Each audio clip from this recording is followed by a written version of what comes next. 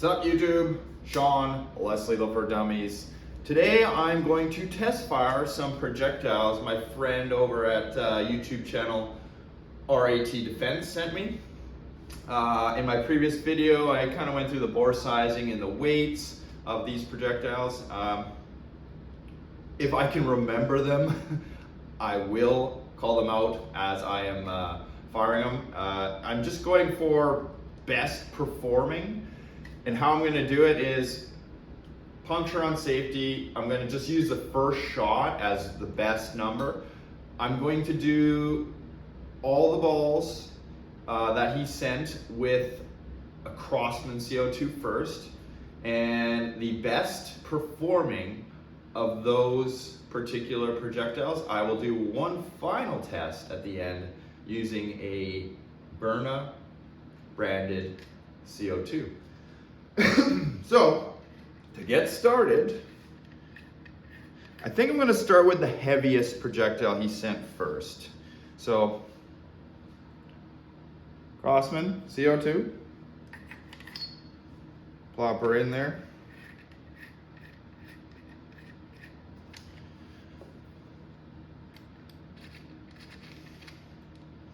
I'll probably just cut the Crossman part out for each of these tests just to kind of shorten the video up. I know they get kind of long sometimes, guys. But I try to be as transparent as possible, you know, showing what I'm putting in, yada, yada, yada. I know, and I shouldn't have to, but there's always somebody that says that you didn't do it right or you're cheating or something. So it makes the videos a little bit longer, but I'll try and speed them up, I promise. So heaviest balls were the HomeWreker 5-gram R.A.T balls. Mag in, on safety, puncture.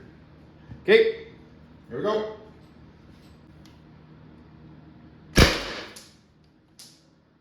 $328. Chrono 3, and then I'll just dump them. 280. 222.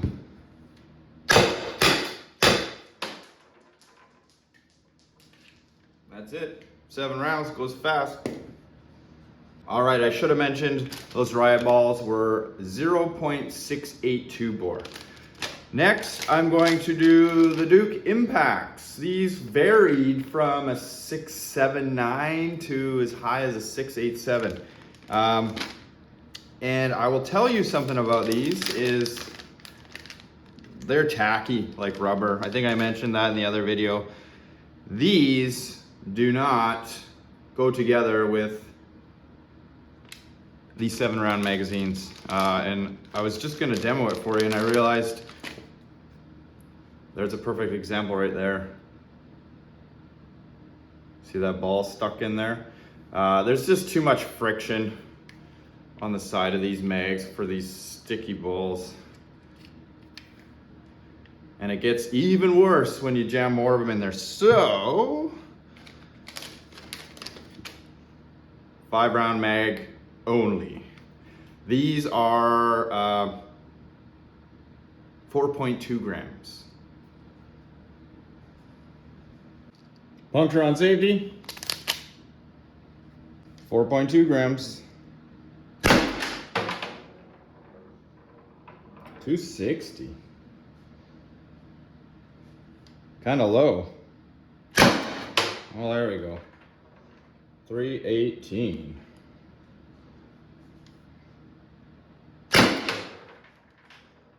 290. 280.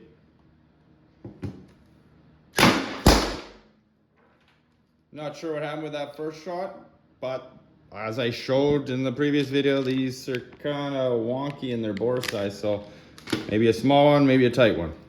Okay, next up is the Duke glass breaker rounds. These are 3.7 grams. They are Still got a mag in there. 0.687 bore. These are the largest bore of the rounds that he sent, and some of the largest bore projectiles I've actually encountered, second to my Delrin balls, which are actually 6.872. So, see how they do. Puncture on safety.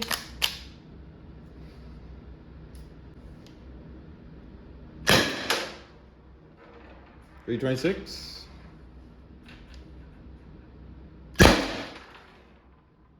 .338.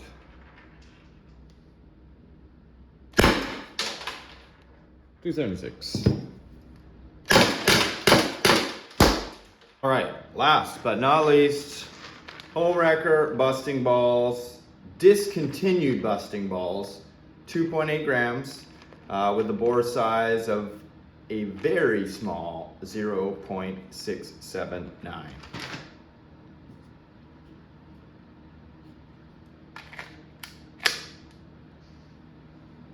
Puncture on safety.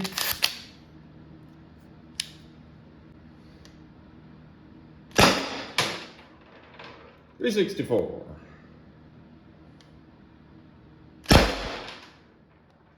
.352. Oh, I said I'd do 3, didn't I?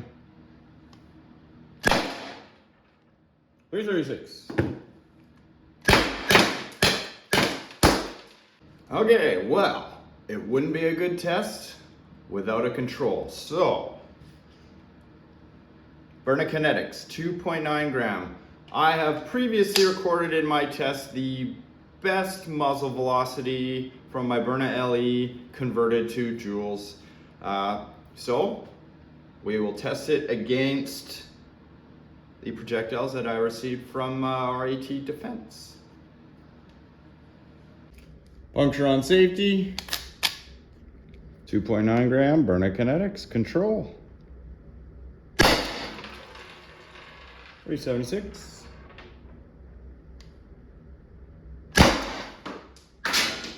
.394.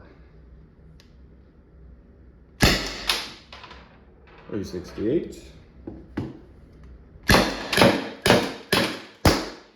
Okay. Well, let's discuss what just happened. I got a little cheat sheet written here. The 5 gram riot balls did 24.86 joules. They were tops, but there is a small flaw in that test. This marker was inside my house prior to me doing this test, so I kind of overlooked that one. The CO2 was in place and it was just sitting on my work table inside. So that may skew that first number ever so slightly. 24.86 joules, tops with the 5 gram. Now, as we move down, the next best was the Byrna Kinetics, which did 20.80 joules. Followed by the Duke Impact rounds that had 19.63. The Duke Glass Breakers did 19.53. And the lowest value that was recorded was the HomeWreker busting balls in the 2.8 gram discontinued variety, and they recorded 17.14 joules. Now, when you're looking at those numbers, the 24 obviously stands out. We'd all want to see that number all the time, but I think what this test shows more than anything else is how close those projectiles are, regardless of their bore size. You know, when we're splitting hairs here, really, guys. I mean, a joule, but you know, if it's maybe 5 joules more or 10 joules more, I would be of concern. I think the biggest thing is, does it work in your launcher? I would not choose the impact rounds because of their rubber kind of tackiness. Although they function fine in a 5 projectile magazine. it just still steers me in that direction that something bad could happen with those. Maybe they jam in your launcher. Another thing to note, these tests are recorded here in my garage. If you look all over YouTube or the internet or Facebook, you'll find numbers thrown everywhere, this way, that way. Testing conditions vary so greatly. As I said, my highest number was a marker that had previously been stored inside. The following were all recorded in succession of about 15 minutes. I gave this marker to warm up, so it wasn't icy cold. So take that into consideration. Temperature, how thick the air is in your garage, the gravitational pull on the planet. There are a zillion reasons. How well oiled your marker is, how clean your barrel is, all things to consider. But let's test a Byrna CO2 against my Crossman. And before I load that Byrna CO2 in here, I'm going to show you, this is a Crossman that I used during the test. And look at the puncture. It's nice and clean. And it's a nice big gaping hole. Everybody loves a gaping hole. So, the final test. And unfortunately, because of the results, I'm going to choose the 5-gram riot ball. I always suspected those balls may be the best suited for this launcher. They're not too heavy, they're not too light. Was my test conclusive? Not exactly, but that's what I'm going to use. So we'll compare a Byrna branded CO2. So these were sent to me with my launcher. You can see there is, let's see, does it show better this way? There is the safety print on there, but there are no other markings.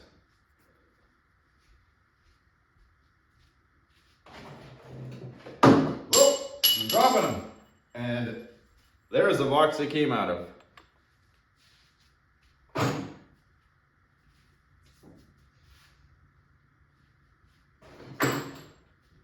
So, Byrna brand.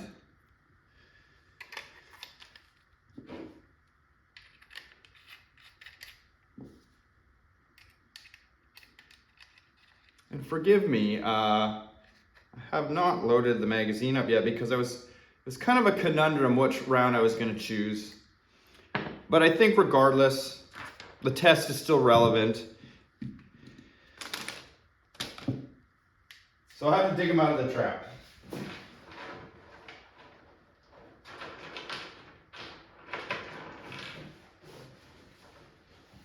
One, two, three, 4, 5, 6. Uh-oh.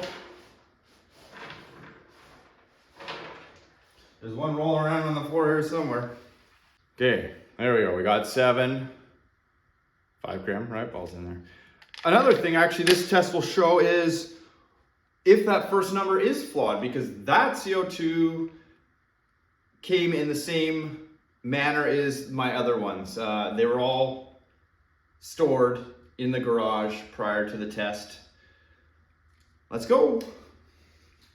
Puncture on safety.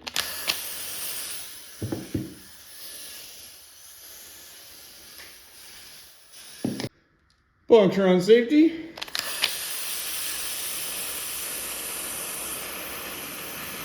And I got a leak. And that is a Byrna CO2.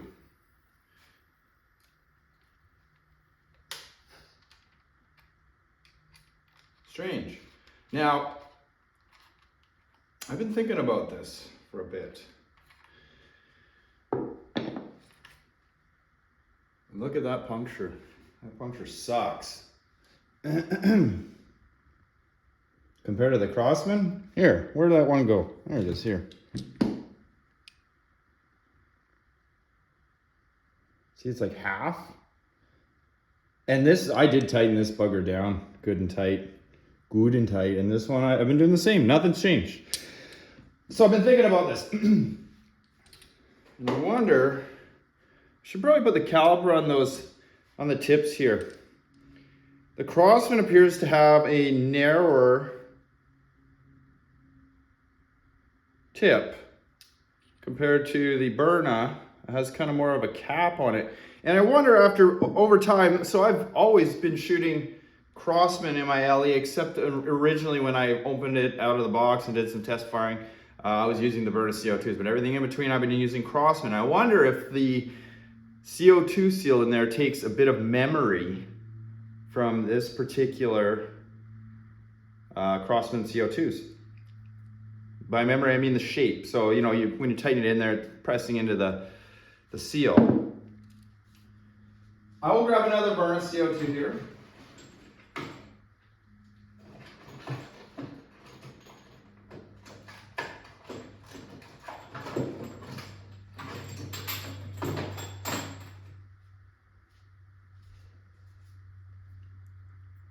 Same unbranded guy.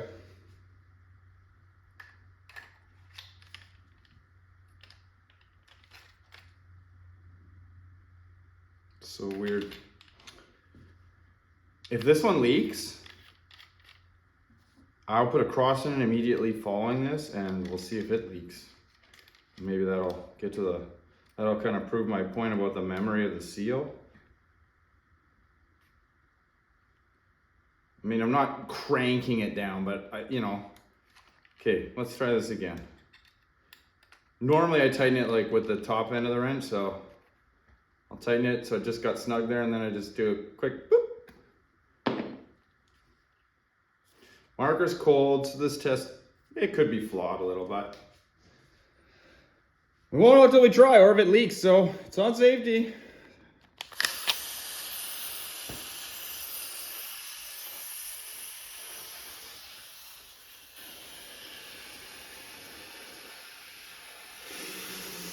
Two in a row. There's no way that's coincidence.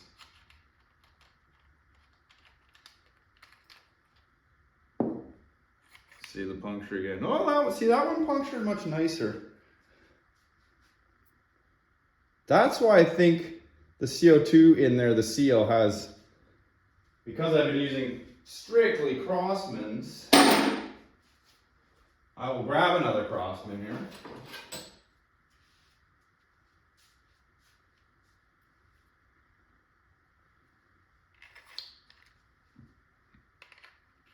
So maybe we won't get the back-to-back comparison, but it will prove that if you choose a CO2, stick with it.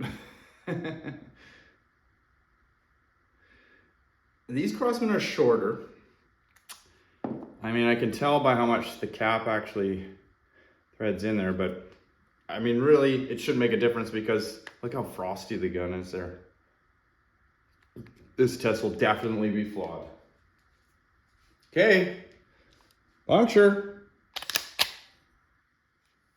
What? Really? Right?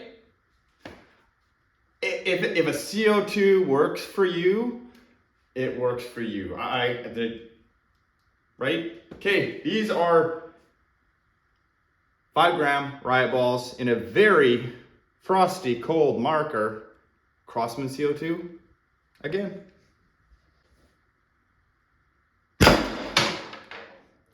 $264. $274.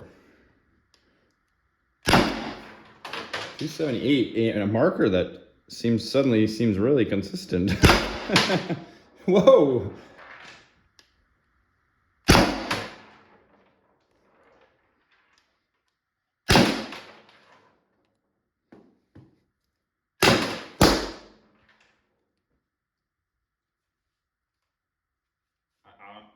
I'm at a loss for words, guys, but I'm glad I recorded that.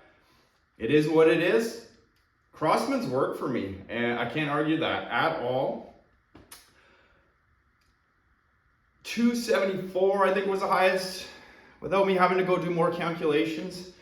That is sort of more in line with me taking a CO2 that you saw out of a box in a garage that was right now about 17 degrees Celsius.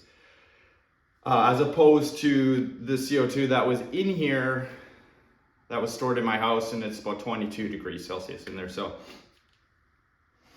guys, I hope this video was helpful. It proves something to me that Crossmans are working for me. It showed me that projectiles, there's some slight differences there, but there's no magic. We have to get that across. I think there's no magic projectiles. There really isn't. They're all gonna be within, well, in this case, 1 to 3 joules. And in my opinion, that's not really a deal breaker. I'm of the thinking that 5 joules plus is a difference, but none of these show that. If you want to check out some other videos of these rounds, these projectiles getting tested, check out R.A.T. Defense on YouTube. I'll maybe toss the link in the description down below. That's it. Until next time.